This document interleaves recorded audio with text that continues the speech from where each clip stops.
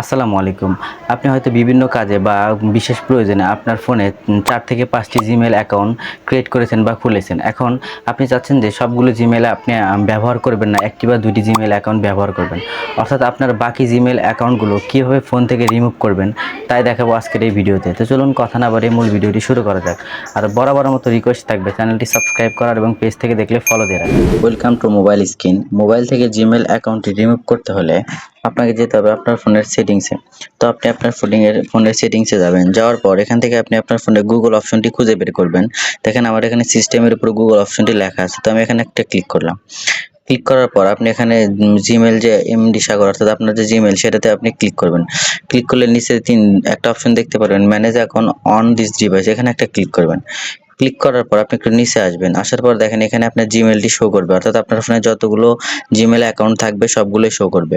তো আমার ফোনে একটা জিমেইল অ্যাকাউন্ট আছে তাই একটাই দেখাচ্ছে, এবং আপনি যেটা জিমেইল অ্যাকাউন্টটি রিমুভ করতে চাচ্ছেন সেটাতেই সুইপ করে রাখবেন।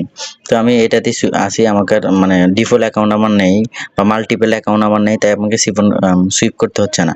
তো আমি জিমেইল অ্যাকাউন্টের উপর একটা ক্লিক করলাম। ক্লিক করার পর আমার জিমেইল অ্যাকাউন্টের অ্যাড্রেসটি দেখাচ্ছে, এবং এখানে একটি লেখা আছে যে দেখেন গ্রিন কালার রিমুভ অ্যাকাউন্ট। এখন আমি যদি এখানে ক্লিক করি রিমুভ অ্যাকাউন্ট, তাহলে আমার জিমেইল অ্যাকাউন্টটি রিমুভ হয়ে যাবে ফোন থেকে।